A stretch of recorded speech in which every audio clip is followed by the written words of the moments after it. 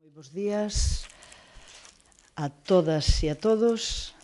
Agradecervos que veñades a esta rolda de prensa aquí no último día de campaña, que supoño que todo o mundo andamos bastante a tope, non? Bueno, pois, en primeiro lugar, decir que chegamos casi ao último día de campaña e unha das cousas que queremos transmitir é que a nosa papeleta electoral, o noso sobre de votación, non vai chegar por correo ás casas, como é así bastante habitual, senón que todas aquelas persoas que nos queiran apoiar, que queiran votar pola candidatura de En Marea Compromiso por Europa, pois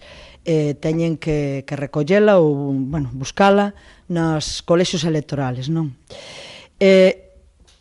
En segundo lugar, destacar un pouco do que foi toda esta campaña, como a pouca presencia, iba a decir desaparición, pero igual é máis correcto decir pouca presencia do que é as europeas, o debate sobre as eleccións europeas, moi pouco coñecemento de que hai tamén o día, este domingo, o día 26 de maio, hai tamén eleccións europeas. Eu creo que iso, bueno, pois, depende moito de que aos grandes partidos non lle interesa o debate europeo,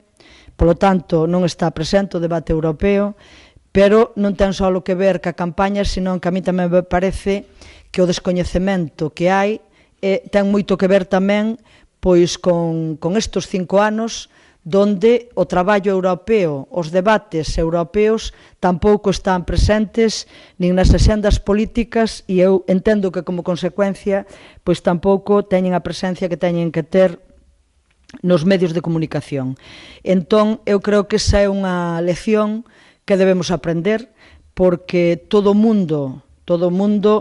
creo que temos que ser conscientes e coñecedores e coñecedoras de que tómanse decisións que logo se aplican directamente, como é no caso dos regulamentos, ou se transpoñen tal como se deciden na Unión Europea aquí, pois, e que logo nos afectan todos os días, non? Eu quería brevemente facer tamén un pequeno repaso, porque non o fixemos ao inicio de campaña, quería facer un breve repaso en cifras do que foron pois estes 5 anos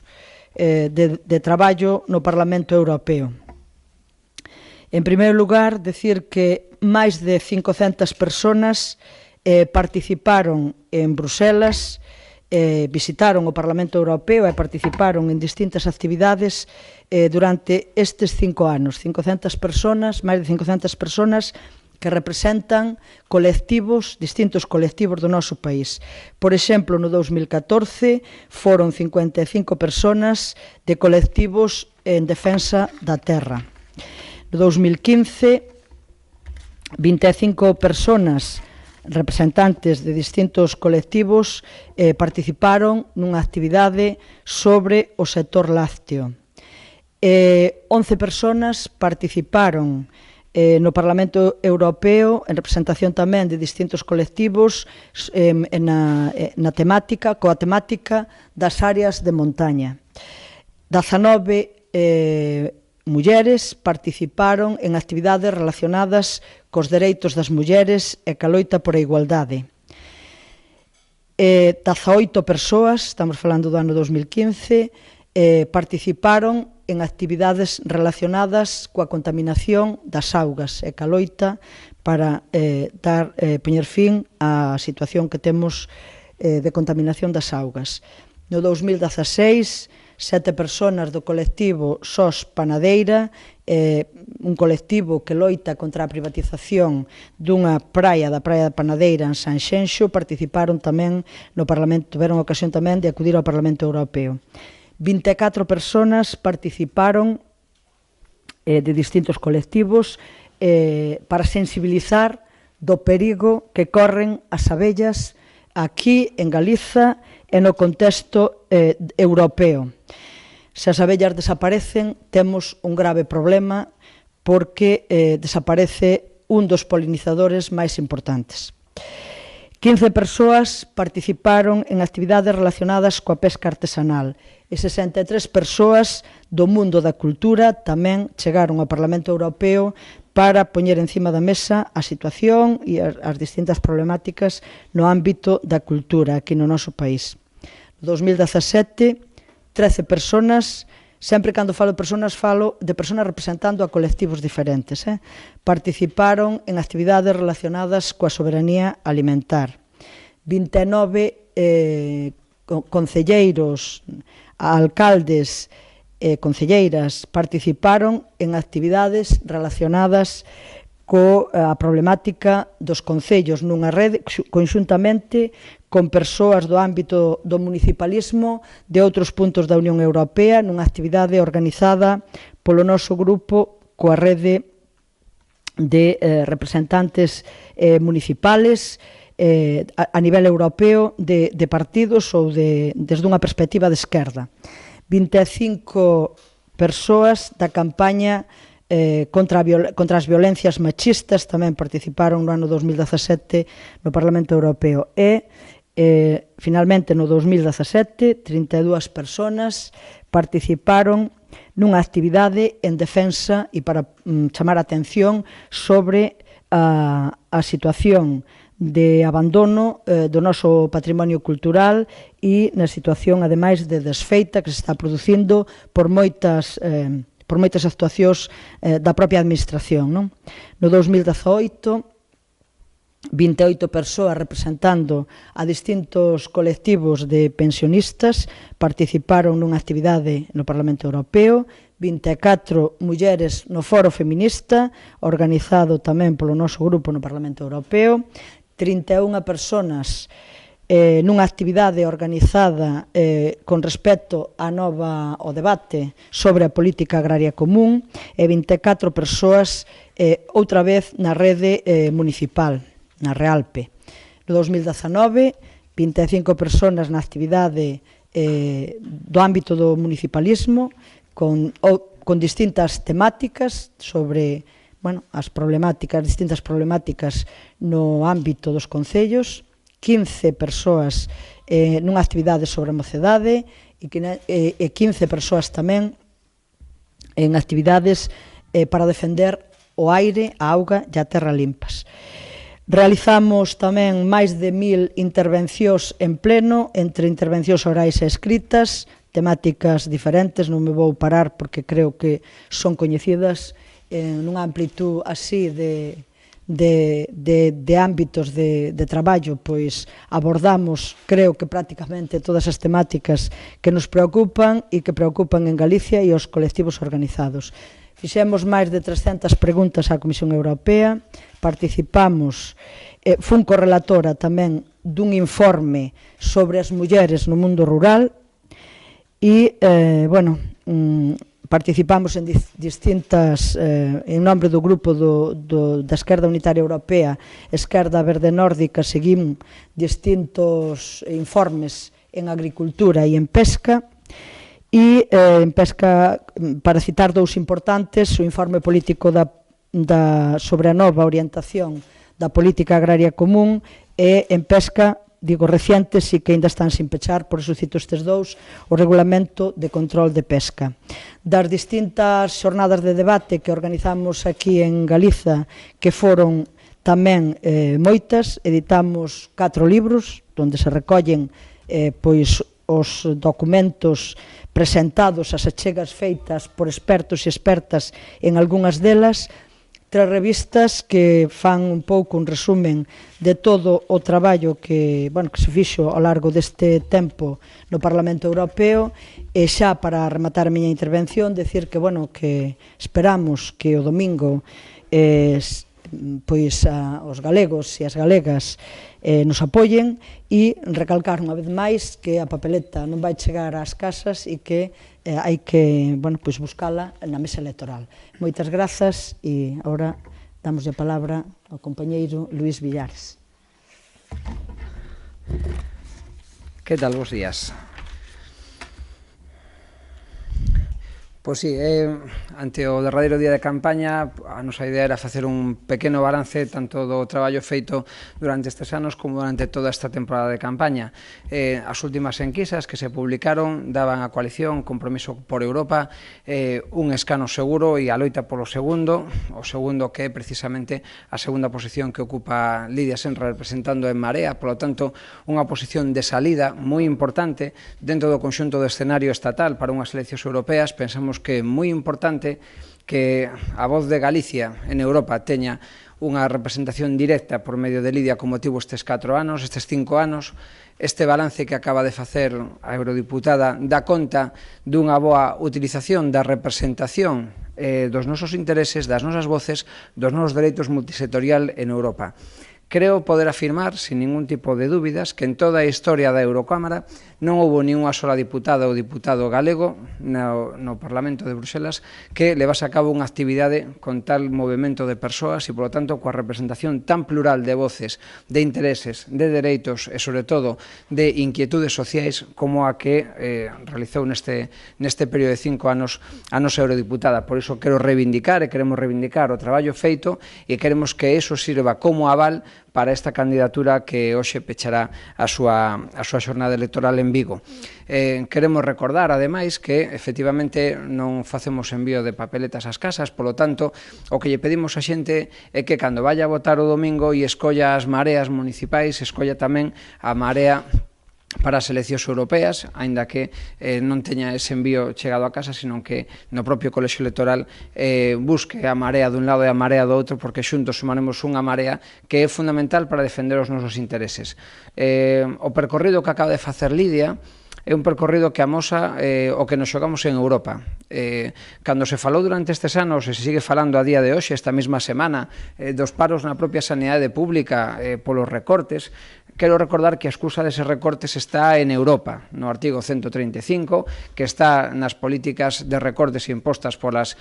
institucións comunitarias, e que, polo tanto, isto é algo que non nos pode resultar alleo. Cando se fala de tocar o sistema de pensións e de poñer en xogo a supervivencia despois de toda unha vida de traballo dun aseguramento mediante unhas pensións dignas, estamos falando tamén e apuntando cara a Europa. Cando estamos falando da calidade do medio ambiente, estamos falando tamén de Europa. Cando estamos falando de se podemos producir barcos, ou se non podemos facelo, ou se podemos pescar, ou se podemos producir no noso agro, estamos tendo sempre a coartada de Europa por parte das autoridades españolas e por parte das autoridades galegas. Por lo tanto, que a xente seña consciente de que nos estamos xogando moitísimo máis do que parece. Por eso entendemos como incomprensible que non ocupase maior protagonismo político o debate sobre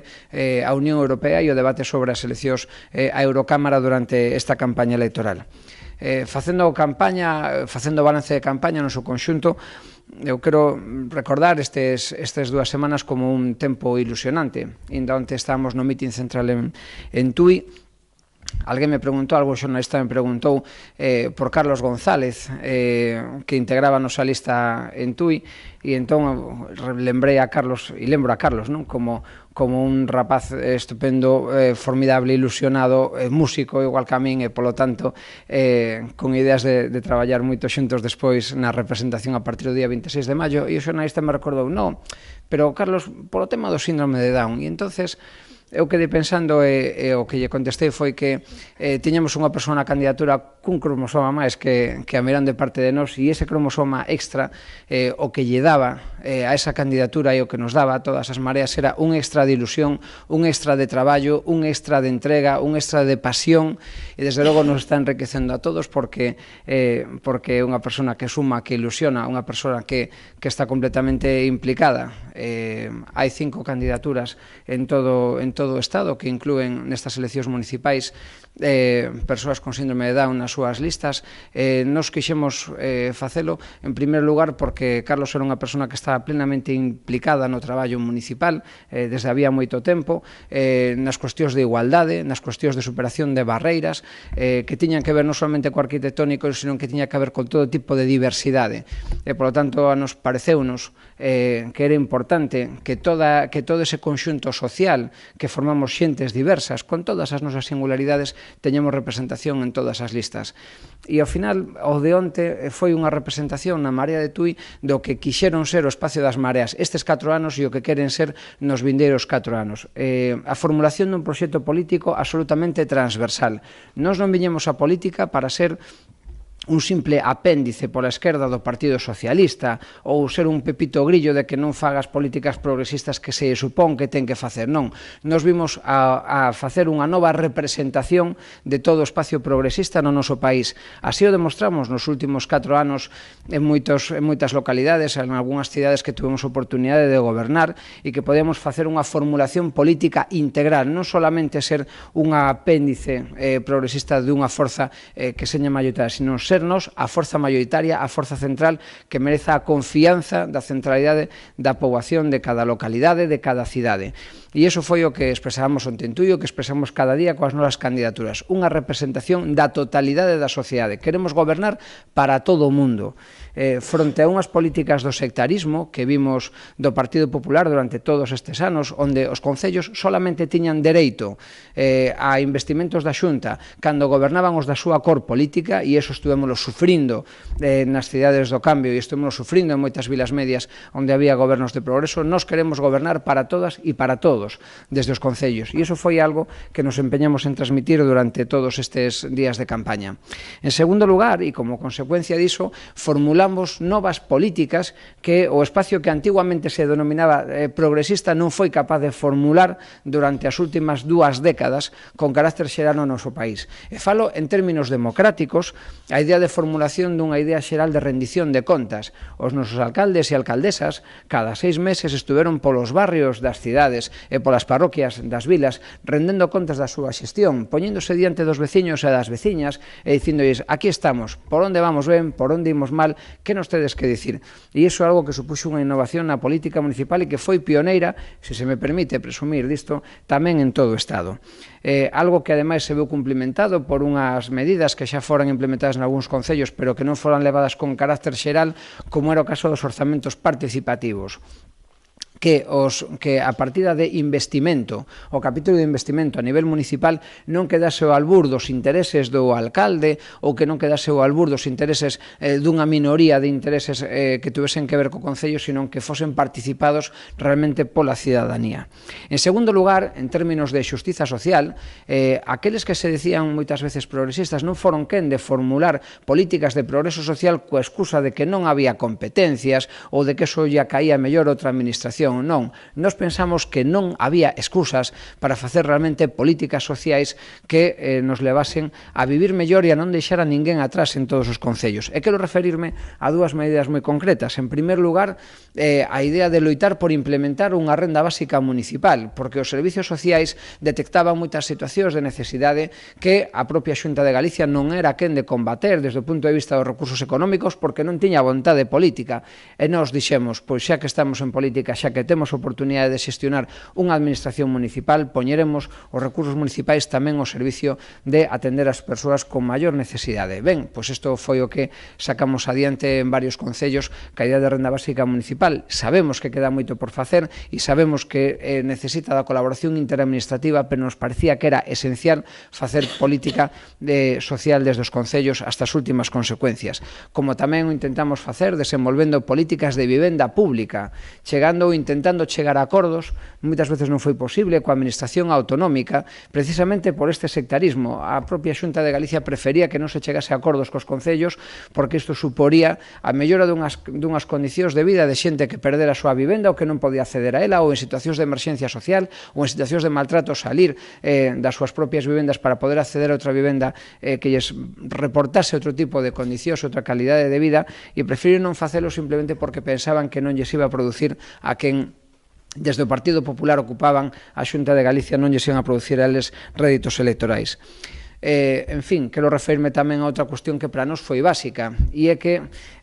nós pensamos que quen se diga progresista ten que facer políticas activas que vayan reencamiñadas á remunicipalización de servicios públicos que foron privatizados durante os anos 90 e a principios dos 2000 precisamente por gobernos moitas veces de coalición dos que era o componente principal o Partido Socialista e que levaron a privatización dos servicios públicos e que levaron a que as empresas xestionasen peor que as propias administracións públicas servicios que tiñan que cumplir unha finalidade de interese social. Ben, pois a nosa aposta en Teo por remunicipalizar a auga, no propio Concello de Compostela que o conseguimos despois de moito traballo e despois de varios votos en contra inicialmente do Partido Socialista e do UNEG, finalmente conseguimos sacar adiante a remunicipalización de servicios que para nós eran básicos. Todo isto por non falar da nova ampliación de dereitos desde o ámbito municipal. Nos pensamos que desde o Estado e desde a Comunidade Autónoma se teñen que ampliar e consolidar dereitos sociais, pero mentras non se fan, nos lanzámonos a buscar a consolidación e ampliación de dereitos. E quero pensar como o Concello de Mar Atlántica